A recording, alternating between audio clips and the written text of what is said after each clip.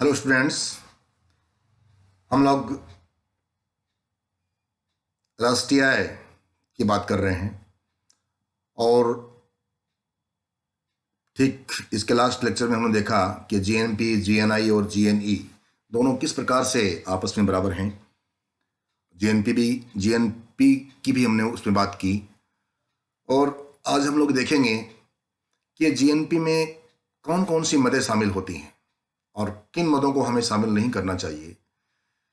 तो GNP gross national product, सकल राष्ट्रीय उत्पाद, तो इसके बारे में मैंने बात की थी कि सकल राष्ट्रीय उत्पाद क्या है। हमने देखा था कि किसी देश में एक वर्ष विशेष में सभी अंतिम वस्तुओं और सेवाओं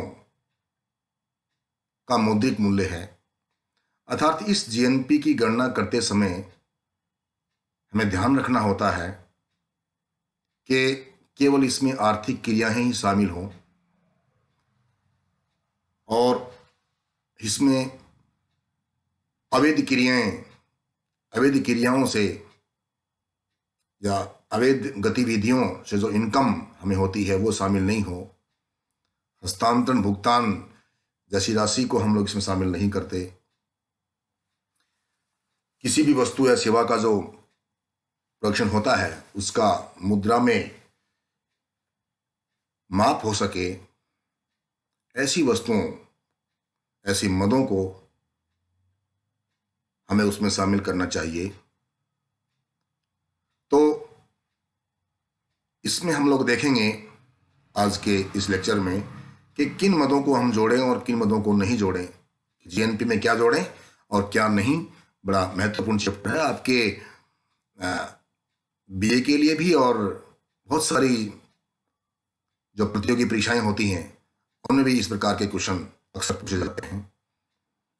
देखिए, क्या जोड़ें और क्या नहीं जोड़ें जीएनपी के अंतर्गत। कई बार बड़े हम भ्रम में होते हैं, जैसे कि कोई महिला अपने ही घर में सफाई का काम, कपड़े धोने का काम, बहुत सारे काम करते हैं, उसको हम जीएनपी में दिखाएं या नहीं दिखाएं। जैसे मैं आपको याद दिलाऊं कि जब हम राष्ट्रीय आय की परिभाषा की बात कर रहे थे और उसमें हम लोग देख रहे थे कि प्रोफेसर पीकू का दृष्टिकोण क्या है, और प्रोफेसर पीकू ने अपने दृष्टिकोण के अंतर्गत मौद्रिक मापदंड अपनाया है और उन्हें पीकू ने एक एग्जाम्पल दिया है। उन्होंने कहा था कि जब कोई नौकरानी किसी व्यक्ति के यहां काम करती है और उस नौकरानी को क्या पारिश्रमिक मिलता है, तो that should be include in GNP, वो जीएनपी का पार्ट है। लेकिन वही व्यक्ति यदि उस नौकरानी से एक समय के बाद में शादी कर लेता है और तब वो काम करती है उस घर के, तो वो जीएनपी का पार्ट नहीं बनता। बिकॉज पहले आर्थिक क्रिया हो रही थी और शादी के बाद वो एक पारिवारिक प्रेम का अंग बन जाता है। इसलिए हमें देखना पड़ेगा बहुत सी चीजों को कि किन मदों को हम लोग शामिल करें और किन को नहीं। तो देखिए, पहला, डॉक्टर के द्वारा कार के रख रखाव पर किया गया व्यय एक प्रकार का मध्यवर्ती जब बीच का व्यय होता है। जब डॉक्टर अपनी कार को रख रखाव करता है, मेंटेनेंस करता है, तो इसे हम जीएनपी में शामिल नहीं करते। सॉरी, ये स्लाइड के अंदर जयंती नाम गलत छपा है, इसको आप जीएनपी पढ़ें, जीएनपी। दूसरा, घर में पत्नी की सेवाओं को जीएनपी में शामिल नहीं करते क्योंकि बाजार में विनिमय की जाने वाली सेवाओं में नहीं आती, मतलब आर्थिक क्रिया नहीं होती। अगला, सार्वजनिक ऋण पर चुकाया गया ब्याज भी जीएनपी में शामिल नहीं होता। सार्वजनिक ऋण का मतलब यहां पर जब सरकार ऋण ले, सरकार लोन ले, किससे? पब्लिक से। बिल्कुल, कई बार ऐसा होता है कि जब गवर्नमेंट पब्लिक से उधार लेती है, जैसे किसान विकास पत्र, इंदिरा गांधी विकास पत्र, इन माध्यमों से, क्योंकि ये वर्तमान वस्तुओं और सेवाओं का मूल्य नहीं होता है, इसलिए सार्वजनिक ऋणों पर चुकाया गया ब्याज जो है वो जीएनपी का अंग नहीं है। घर के किचन गार्डन में और उगाई गई सब्जियों का जो मूल्य है वो जीएनपी में शामिल नहीं होता है, बिकॉज वो बाजार में बिकने के लिए नहीं आता है, अर्थात आर्थिक क्रिया नहीं हो रही है, बाजार में उसका विनिमय नहीं हो पा रहा है। तो घर में, किचन गार्डन में उगाई गई सब्जियों का मूल्य जीएनपी का पार्ट नहीं है। एक है पेंशन, एक हस्तांतरण भुगतान की राशि होती है। व्यक्ति सेवा करता है सरकारी विभाग में और एक समय के बाद में जब वो रिटायर होता है तो उसके बाद में उसको पेंशन के रूप में राशि दी जाती है। तो वो राशि जो है जीएनपी का अंग नहीं होती, क्योंकि जीएनपी की गणना में केवल चालू वर्ष के दौरान वस्तुओं सेवाओं का जो उत्पादन हुआ है उसको हम लोग शामिल करते हैं।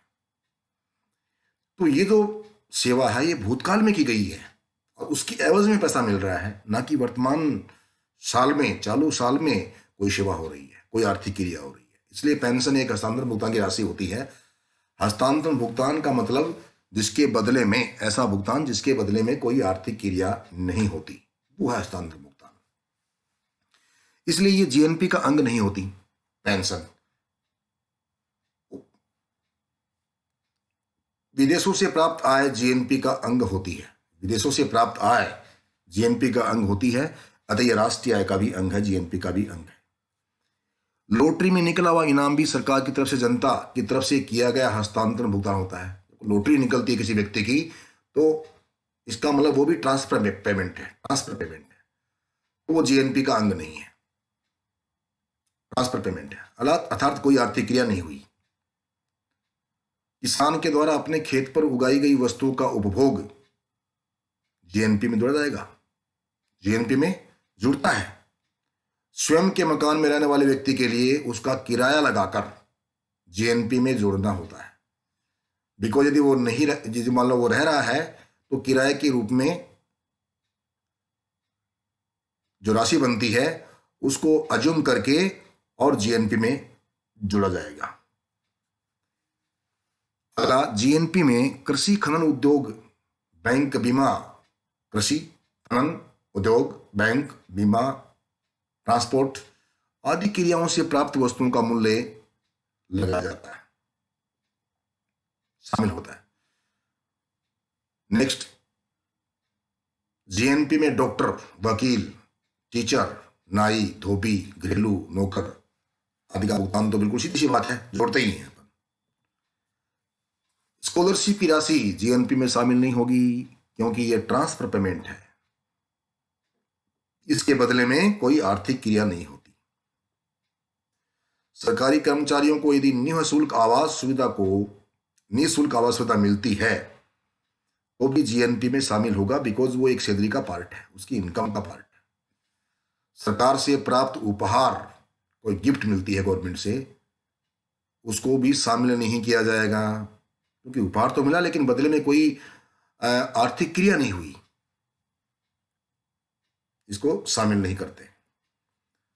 सरकारी कर्मचारियों को निःशुल्क चिकित्सा सुविधा को जीएनपी में शामिल करते हैं क्योंकि यह भी उसकी सैलरी का पार्ट है। अनडिस्ट्रीब्यूटेड प्रॉफिट, अवितरित लाभ को शामिल करेंगे क्योंकि एक लाभ का अंग है। अवितरित लाभ, कंपनियों का अवितरित लाभ, जो लाभ वितरित नहीं हुए हैं उनको वितरित किया जाना है, इसलिए वो जीएनपी का एक भाग है। निगम कर को भी शामिल किया जाएगा क्योंकि लाभ का एक अंग है। या निगम कर क्या है? निगम कर का मतलब यह है कंपनियों के लाभ पर लगाया गया कर, वो है निगम कर।